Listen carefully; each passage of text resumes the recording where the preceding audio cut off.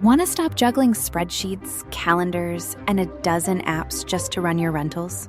Lodgify makes it easy. It's an all-in-one toolkit for hosts. Build a direct booking website, automate guest messaging, and keep all your channels in sync. Running your rental business your way has never been simpler. And for Good Morning Hospitality listeners, you can get 20% off any yearly plan with code GMH20. Just check the link in the show notes to get started today.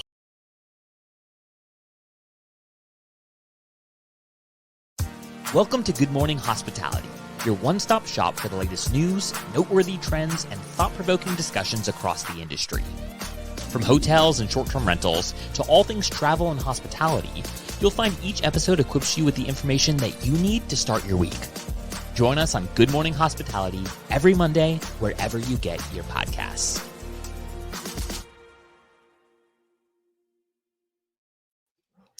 Good morning. Good morning. Will is bright and chipper as I've seen him in a decade. So What happens when you get to sleep for a whole weekend after VRMA? It's been I literally died. I took the red eye home and I was like, I'm just gonna nap really quickly and then continue working. And I woke up at like 2:30 p.m. I was dead. the US to US red eye is a hard no for me. I've done it once, and God willing, I will never do it again. You know, it was interesting because obviously it's not like a really long conference, right? But it was like 3 days and change of just like talking constantly and being on. And I had gone back to the hotel to like make sure my bags were ready before I went to dinner with Jonathan and the team at Top Key. Shout out, great dinner. But I was just sitting there like looking at my bed, being like, I could just lie down right now. I hit the wall, but it was a good show. overall pretty good. Our recap episode will go out sometime today or tomorrow for the listeners. So get to hear from Brandy, myself, and Leo from Truvy, now no longer Super Hog, which you'll hear a little bit inside of the episode. Michael, breaking news for you. That's breaking news for me. Super Hog is no time. longer Super Hog is no longer Super Hog. They've rebranded to Truvy, which I think stands for Trust, Verification, and Insurance. Or How did I review or miss something like this? that. Yeah, they just announced it at VRMA. So All right. walk around with the wasn't logo. The logo's sick and the shirts were cool. So congrats to the team over there All right. for the fun rebrand and a little bit of growing up, in the words of Leo. I like the grow up mentality. So you'll hear a little bit more in our recap. Make sure you stay tuned for that. Nice. Well, sans listening to the recap, I heard some mixed reviews on Burma this year. Attendance down a little bit, but energy levels better than the past couple of years. So a little bit of A, a little bit of B. Yeah, I think it might depend. Like, I think from my personal opinion, I had a much better like time than I thought I was going to have. But then I think maybe if you were a vendor, it wasn't quite as successful. So I know some people have mixed reviews about the sessions, but I only got to go to a couple. But I was on one, so hopefully people got some good things out of that. But I mean, people seem to be engaged. So if you're listening and have any comments on how you thought the sessions were, I'd love to hear some more opinions from, people who attended. But yeah, I think from the vendor side, it wasn't quite as successful. Yeah, shout out to our partners at Breezeway and Homes and Villas by Marriott Bonvoy for having Brandy and I record at the booth with some of your either team members or clientele. It was a lot of fun to do that, as we're going to have a lot of clips from it. But then also, I think the VRMA attendance topic, it was interesting because it was up but down, and yet it was more, again, they say it was more property manager focused, but it was in the terms of companies rather than people. So there's more short-term rental management companies there than there were vendor companies, but the vendors bring more people than the operators do. So the color-coded lanyard may have felt a little off due to that.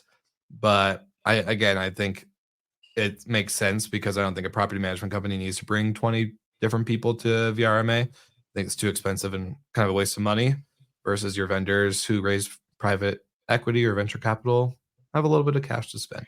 Yeah, I mean, especially now that the tickets are like $1,500 a pop, like Yeah. that's crazy. We used to bring, I mean, in the early days, we were bringing like 8 to 10 people, and then that just dramatically went down to like me.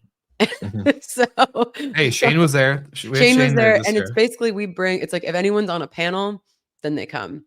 Yeah. But it's expensive to bring everybody out to all these places. So yeah, I would love to hear listener comments, but I would have to say, I, as I say in the recap, I was like murmuring a lot before going about having to just like, it just totally derails you from whatever work you're doing. But in the end, I just had such a great time seeing everyone. I got actually a lot of things out of it for Romy. And so, yeah, I'm pretty happy about it. Well, breaking news this week. I guess it wasn't breaking because we've covered it on the show before, but a big push from Airbnb. They might be competitive to the VRMA soon. Before we move on, though, we got to cover the one really big headline that happened this weekend that should be covered as a number one story. But our 4th birthday, GMH's 4th birthday, happened on Saturday. Come on, Michael, you're gonna jump in before our birthday announcement. Let's go. It was our 4th birthday, and we look like babies in the pictures from. We've done a lot in 4 years, 1. so yes, it was a lot. Multiple kids and bags under the eyes, and coffee and brandy and Jamie and Europe and hotel. We've done a lot in 4 years. Yeah. Retreats. Yeah. We've done a lot. And we've gone from 20,000 downloads the first year to like 3 million last year or something. So it was close to 2.5 last year. This year I'm pretty sure we'll get to 3. I'm hoping. Fingers crossed. We'll get there. We'll get there. Like and subscribe, share this. Yeah. Like, comment.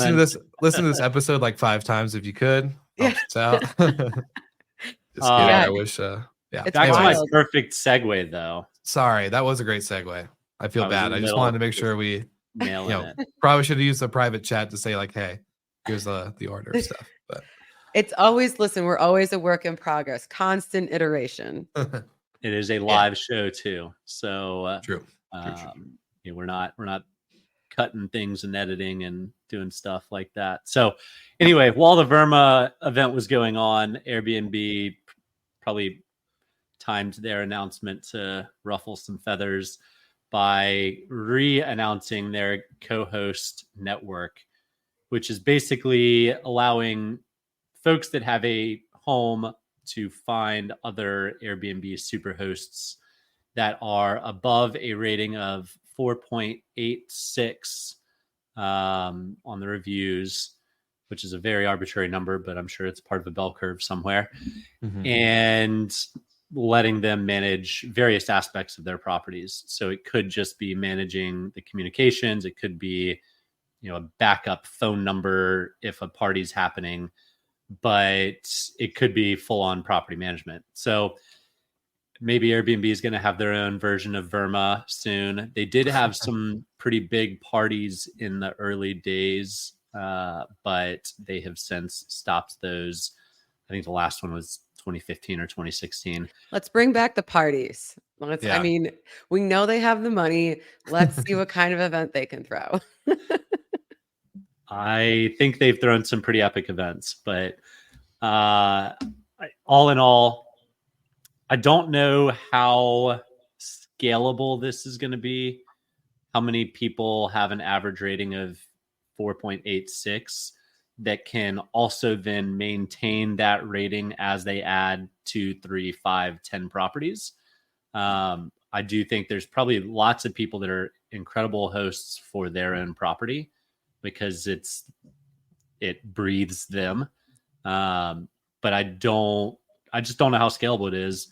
And I love the initiative. I think it's a good thing because single hosts by Airbnb and Jamie Lane's data do typically outperform on guest expectations than large property management companies. But again, it's the bell curve where large property management companies are going to hit the standard every single time. They just might not go above and beyond like a single host has the time and ability to do. Totally agree. And the other thing about this too, I was talking to somebody at VRMA, and I won't say her name since that she's an Airbnb ambassador, but getting to play around with this marketplace and seeing, is this actually a way to grow your hosting business or your property management business? And the one kind of feedback she kind of gave right out the gate before going into other details was around how a la carte some of these owners or hosts want the service to be.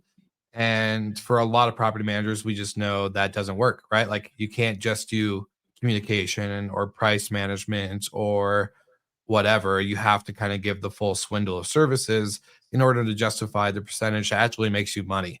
If you're going to do 4% for just guest communication, you might as well just outsource it to Bestie AI and call it a day, because at the end of the day, that's all you're going to need. But in the grand scheme of things, it sounds like they just want to pick and pull in order to save money, but it's not going to work that way. So a lot of the people on this current hosting network may not be the clientele you want as an owner or even a person working under your flag in business. So it's, I'm sure, still going to grow over time, and more inventory will get added and better hosts or whatever will be filling up the spots. But I don't think it's going to be something too dramatic for growing business in the hosting or co-host or property management world. So it's almost like they need a management company to manage all of these homes. I like, just going through this, it's like I really admire the fact that especially Brian wants to like stick to this. The hosts are powering this whole enormous company, but it is very tough, as we all know, to manage all of this. So I see this just kind of continuing to evolve. Like maybe the next iteration is, hiring a co-host to fully do like basically mini companies popping up to take over your listing. And what I also thought was interesting, and this isn't a hot take, we've talked about it before, but the Airbnb is kind of slowly morphing into a PMS as well with all the different offerings they have. And I just think that that's interesting because obviously all of the big PMSs probably hate that. And, as they have these people so entrenched in their ecosystem, but if they're not able to provide them the bookings, like if they're in a market where booking.com is really, taking off, like they're going to start to realize that they're not going to get those bookings unless they have a broader distribution strategy. So that might be a little bit further down the line, but it's going to be interesting to see how these people who have really become so entrenched in the Airbnb ecosystem, if they are ever able to break out of it. It's almost like the co-hosts should just be called pro hosts, but who am I for a marketing guy? I do think it's going to be a struggle as someone adds a second, third, fourth property under their own co-hosting to maintain that level, because if these are people that don't have time to manage their second home and they're not wanting to use a real professional management company that's been in the market for 20 years and has these maintenance and cleaning vans driving all over town and advertising, I think it's going to be a struggle.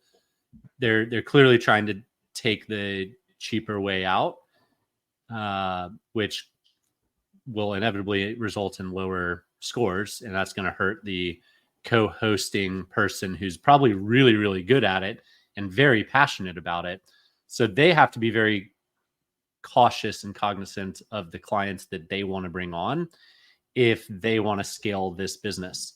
So I do think there's a bit of perverse incentives there on a couple of fronts, but I would just advise for those that are trying to build their co-hosting business off of the platform of Airbnb to be careful, unless Airbnb is going to soften some of these restrictions that they have to be even shown as viable. Well, go ahead, Brandy. Oh, Sorry. no, I was just going to say, part of the some of the other like interesting things that I saw on this release reminded me of some very interesting features we've seen from Homes and Villas. One of the new features is suggested destinations that's going off based on, your previous history and all of that. But at Verma, Will and I got to talk to Nitin and Ed from Homes and Villas, who designed their generative AI, program. And it's just interesting to me that Homes and Villas has really like taken off in that respect, really pioneered something that even the bigger Marriott brand didn't. And that Airbnb has purchased AI companies, and that this seems very basic to me. And maybe there's more coming out, but it's very interesting who is making like the leaps ahead in that space, when I kind of thought I would have put my money on Airbnb for that originally. Yeah, and the interesting thing is too, I wonder if we're going to see iterations, or well, I know we are going to see iterations of this co-hosting marketplace, but my kind of question is if they're really pushing like guest favorite and these other certain percentages on the consumer side, right, where you have to hit such a certain score to get a badge or a label. Hopefully they'll maybe do something internally inside the hosting market saying like, hey, this is a host favorite like property, this is a host favorite host, like this person does execute. Because I think, yes, the overall line is like bigger property management companies can take or can't take as better care or great care. I'm rephrasing that. Big property management companies have a harder time executing on the hospitality piece due to how big a scale. But with these co-hosts that do grow their business, I know that 5 properties is not the same as 1 and 10 is not the same as 5. So I would really be curious to see how they grow that iteration on ranking for these co-hosts, because I know it's going to get harder as they grow their business. And then to go into the AI comment, Brandy, that you brought up, I am surprised too that Airbnb wasn't the one to kind of go into, but Jamie Lane in our bigger GMH group chat sent a podcast episode that Brian Chesky was on with I forget his name, Scott something, Prof G, Scott Galloway. There we go. With Scott Galloway talking about AI, and yes, AI would have been an easy, or a AI chat or customer service piece would have been a really easy low hanging fruit for Airbnb. I do agree, but it also would have probably been a waste of time. And I think I do like Brian's approach on the bigger picture of AI, especially with their $200 million acqui-hire. I think, going into the infrastructure of the actual user face is going to be way more important for Airbnb in the long run than it would be to create just a customer service chatbot or anything like that. I'm hoping that they actually build something that kind of goes into Brian's vision of connecting people together to doing something that's actually beneficial to humanity and travelers, rather than just another AI, like, open AI, like chat communication tool. So that's just my 2 cents. The next iteration for Airbnb, we've seen them roll out some locks. They already have a pricing tool that's, if you're using it and relying solely on Airbnb's pricing tool, stop. Don't do it. Do it. But as people start co-hosting on the platform more and more, they're going to need more professional software grade tools. And so that's going to pull people off of Airbnb and into a PMS system, which is then going to promote going into Vrbo and Booking.com and direct bookings. So unless Airbnb has this whole ecosystem planned out to keep the users on platform, they're somewhat kind of cannibalizing their own business by encouraging those to go more broadly. If you have a single property, then you can probably, depending on the market and the type of property, probably get by just listing on Airbnb and using the tools they have.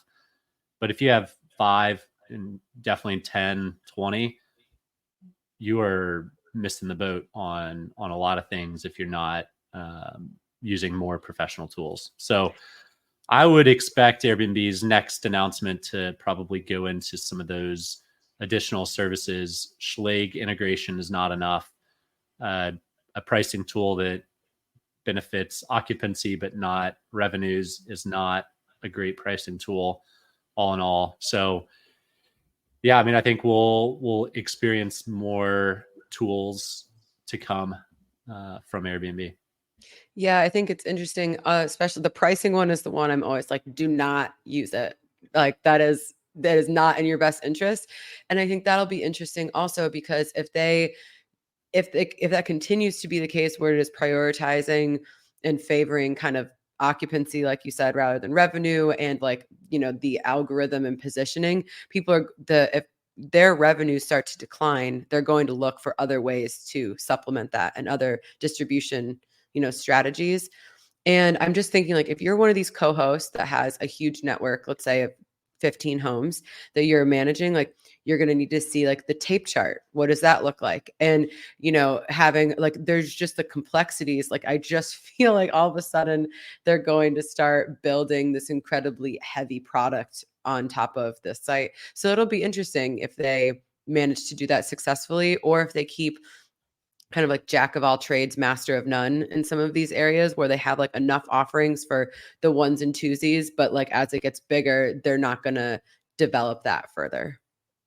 Yeah, my last comment on this, I think going into what you just kind of said, Brandy, too, would be the chaos of, let's say you find a property inside this co-host network, you want to work with them, it's a great property to add to your portfolio, but they're listed on Verbo and other platform listing sites, and they have a property management software that isn't yours because you're probably most likely, if listening to this show, someone who has a property management software on top of just not just Airbnb.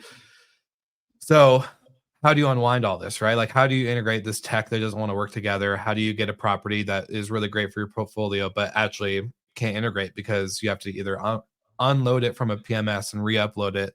There's just that type of work for the commission, in my opinion, probably isn't worth it. So it might be a stickier business. And I'm hoping maybe this isn't the only business that Brian Chesky is putting bets on for their billions of dollars of line item to add to the company every year. But I know he said he wants to add 1 to 2 businesses, $1 billion business line items to Airbnb every year. And I think it's a Me big, too, Brian.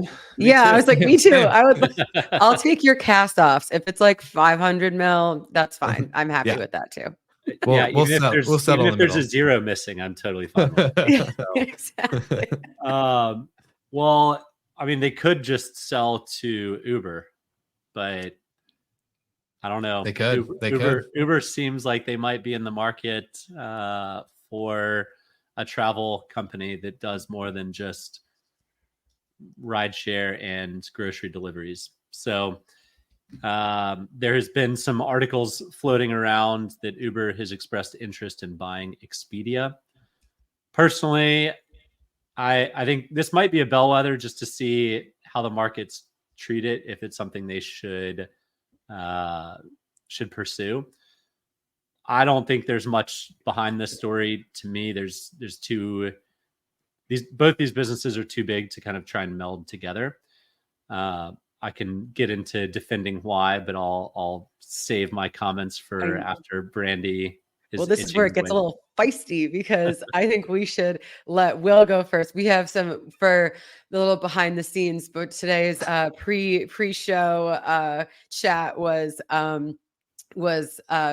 not contentious, but we have very differing opinions on this. So I think Will is a Uber fanboy, absolute Uber stan. So why don't you give us your take on all of this first? Uber Stan, that's so good.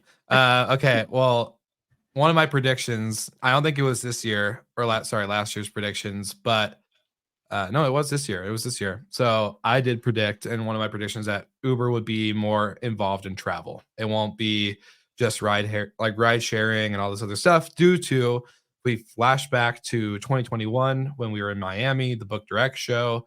I actually got to use the beta for the travel kind of product within Uber.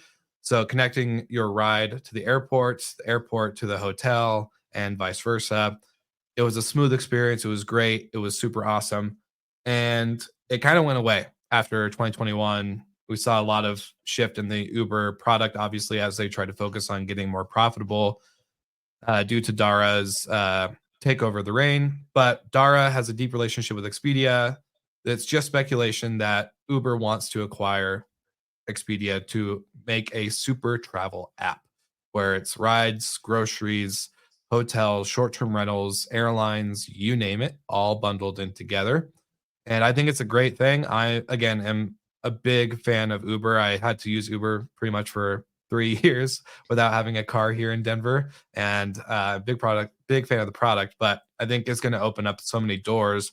And yes, the counter option or counter argument is that why can't they just do this now? Why can't Uber? Well, we'll get into that. Don't Okay, don't okay. don't play our side of the fence, Yeah, Will. you can't. So Well, I was gonna counter argue, but all right. I am a big partnerships guy. I love how two companies can kind of come together for both companies' benefits. And Expedia's white label product already exists, and it's a $25 billion line item each year for Expedia. So it's huge. And this whole mega travel app can already exist because Uber can already white label all of Expedia's flights, hotels, inventory, etc., and take a commission of every booking that happens. Now, why would you not roll that out in a really big way first and see if it works or not before buying a $20+ billion? Well, somebody can fact check me on what their market cap is, but a many time over $1 billion company. So Uber did trial this in the UK, and they have seen huge success with the airline and the the train subway type stuff. I don't know about airline stuff yet, or hotels, sorry, but airline and trains are doing really well. We're actually seeing a 60% repeat usage for the train. I think it was a higher percentage for something like airlines. So already good adoption in the UK. Just to counter that really quick. Yeah, one pseudo small country. It's a big market for Uber. It's a big market. It's probably a big market, but it's not America. No, but still, it's a great market to put your toe in. You can't say like you can't counteract the. Okay, so the test is great. Now you move on to the second test, right? You don't go from. I'm sure they're still in the first test. They haven't even fully tested out everything yet. There you go. You gotta give them some grace. Talking about, Will. Fight. It makes no sense for Uber to buy Expedia. You can white label all of their stuff, take a margin on every transaction, and save billions and billions of dollars. Now, Expedia is a historically fantastic company. They perform very well on the market. So anyone that would want to buy them everyone should want to buy Expedia, but it doesn't make sense to. Yeah, I would say I kind of agree with all the points that have been said so far. So I think that yes. Don't ride the fence. No. I'm not. Let me lay out my argument. So I agree that there is a huge opportunity for Uber to create this seamless transportation experience, and it might be going well in the UK, and that's great. I think that the better option is the one that Michael has proposed, where it's more in their B2B white labeling. It carries way less risk. And one of the reasons why I think this just won't happen is the complexities of a merger or acquisition of this size. You have barring the regulatory issues that would probably come, maybe it would get through those, but it would certainly be a roadblock. And then you just have they are both behemoth companies, and that a merger like that or an acquisition could totally drag on the businesses of both of those companies while they figure out how to mesh that. And so that was one of the points that was brought up in the Skift article. This would just be such a near-term drag on both businesses that it could prove to be disastrous. So, and then when I was doing some research this morning on this, it seemed like everybody had it was a little bit of a kerfuffle over all of this, but it seems like a little bit of a nothing burger. It's called banker whisperers. There's nothing really concrete here right now. Yeah. It's all speculation, nothing real so far. To me, it's probably Uber putting a line in the water and seeing how the market reacts. I know he's got deep ties to Expedia, but Hopper is a non-public traded. It's a private company. It's probably a much easier acquisition, Cheaper, and much cheaper. Far less proven, but it is more app mobile first type of client. So it could be one of these. Look over here. We're actually trying to do something with Hopper. But well, there's a reason why Expedia broke up with Hopper in the first place. So I think Hopper, as much as it could be an option, and I do agree, like their B2B side was probably a better shift for them in general, but I don't think they have the inventory that attracts Uber to even want to acquire, especially if Expedia broke up with them due to lack of full trust and transparency with their traveler and consumers. I believe Uber already has an existing partnership with Hopper. So that was in the Skift article. So I wouldn't discount that. But furthermore, the efficiencies that you gain from an Expedia to an Uber, they're not the same business. They're not the same business model. I don't think there's a whole lot of efficiencies garnered by merging two companies together. Like if you merged two property management companies in Miami, it'd be much more beneficial to Brandy than buying a taxi cab company, right? It just doesn't. So I should put a hold on buying the Miami taxi company. That was the M&A strategy for the rest of the year. I'm not against it. Diversify your revenue streams, but if you're already publicly traded, then be careful. So I think this is a big nothing burger story to begin with. I don't think that this is going to happen. I'll stake it right now. You can flag this for 2 years from now if it ever does. Yeah, I love this. This is like a mini predictions episode where we can see what happens. Well, one thing I didn't predict is that we would have our own coffee brand this year. I don't think Will or either of us did. But if you're interested in Well and Good Morning Coffee, then certainly let us know. We can get you some great coffee out. Before we fully wrap, I'm going to leave on a more positive note for the Uber-Expedia thing, because I think people need to think and adore the bigger picture more often than not. And as much easier as it would be to just white label, there's no data, Uber can grow into such a big platform that everyday users and travelers will have, with loyalty rewards built in with one key. Not only the credit card business line item is going to grow, like this thing is just made to happen. So Expedia, Uber, start crossing them T's, dotting those I's, and make this shit happen for me in the next 2 years so I can prove Michael and Brandy both wrong. There we go. Okay. Yeah. Let's see. We'll come back in 2 years. We'll see what happens.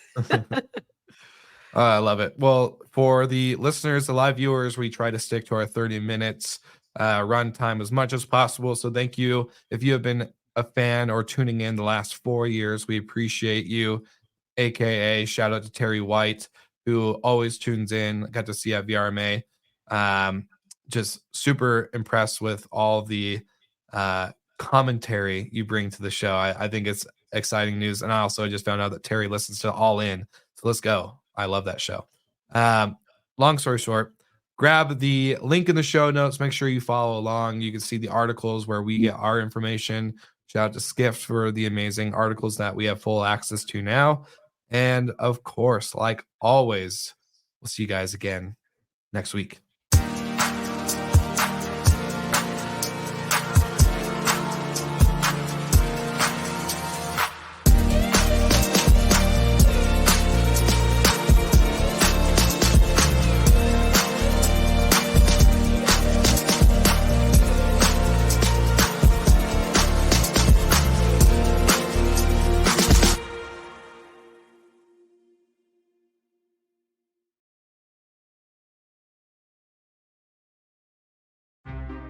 Want to stop juggling spreadsheets, calendars, and a dozen apps just to run your rentals?